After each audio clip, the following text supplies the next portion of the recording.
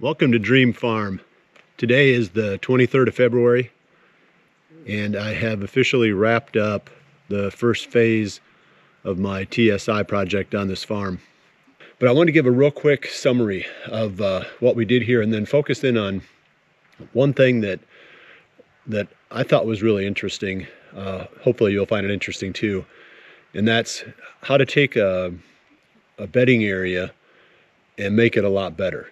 So I think we created the perfect bedding area / hunting spot. Dream Farm is brought to you by Whitetail Institute Food Plot Blends, Hunt Stand Pro Whitetail App, Hoyt Archery, Wildlife Farming, and PH Outdoors. One of the primary goals was to make openings in the timber. You know, it doesn't do any good to cut the odd tree because you don't get the sunlight to the ground, and you have to get sunlight to the ground in order to change anything.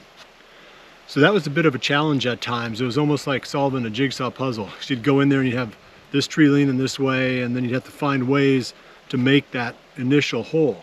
And then once you got the hole started, then you could drop more trees into it, you know, the poorer quality trees.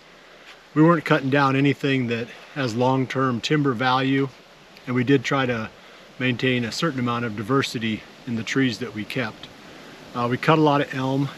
Those are going to root sprout. We should get a lot of browse created there for the deer. We cut down a lot of hackberry, a lot of bitternut hickory, and those were the primaries. We had a little bit of maple that went down. We did cut all of the aspen and all of the birch with the goal that those are going to also root sprout, create more habitat for the ruffed grouse. So this area used to be a very prolific ruffed grouse producing part of the country. When I was a boy, I hunted these hills, and it was nothing to get 15 flushes in a day. And I know there's places in the country like Michigan, probably Minnesota, parts of Wisconsin, where 15 flushes in a day doesn't sound like very many, but for northeast Iowa, that's some pretty good activity. So we're trying to get ruffed grouse back on here. That requires a lot of the same things that the deer are looking for, and that's, you know, the regrowth. Lots of new plants coming up, lots of stems, lots of habitat. So that is a secondary goal. Another big goal was just to free up some of the higher value, higher quality trees in this stand. There were some really nice walnut. I was impressed. I was probably as surprised by the number of really nice, you know, 15 to 17 inch diameter walnuts as anything else that we found as we were cutting through here. So every chance we got, we opened up, you know, the trees around, or removed the trees around those walnuts in order to open up the canopy, you know, give the walnut more space, let it gain more, you know, nutrients out of the soil, you know, more moisture. We want those walnuts to do really well. I read a study one time and talked to a number of people about walnuts, and they're like a savings plan. They're making you somewhere in the neighborhood of 7+% annual return on just leaving them stand. So anything you can do to improve the quality of their growing environment is just going to, you know, increase the rate of return on those trees. So it's just part of the overall forestry aspect of owning land. You know, the Dream Farm is more than just whitetail hunting. Obviously, as I pointed out, I mean, I love the whole ruffed grouse aspect. We really enjoy just being out on the property, you know, getting out and spending time, you know, taking the dogs for walks, you know, just basic, you know, getting out and walking around, enjoying it. But the timber value is another important consideration. So that's it. That's really the big picture, the summary of what we tried to accomplish here. Cut a lot of trees, like I said, opened up a lot of holes, got a lot of sunlight to the ground. Now it's going to be super important to maintain this for a few years with fire. I'm going to try to burn it this year. A lot of what I dropped this year isn't going to burn very well, especially some of those cedars that we dropped early. I mean, they're going to be so green they won't burn. So it's going to take a couple of years of fire through here to eat up some of this you know, extra material that we put on top of the ground and make room for, you know, new growth, new plants to come in. So I'll keep showing it to you every year that I own this, and I hope to own it, for the rest of my life. But I'll keep showing you updates every year on some of these areas, so you can see what it looks like 1 year out, 2 years out, 5 years out, and then we'll pay attention to also, like I said, the effect that fire has on improving the habitat. So now I want to talk about that bedding area. This is a spot that Ben Sweeney helped me create last summer. He was in here with his skid steer and some of the attachments.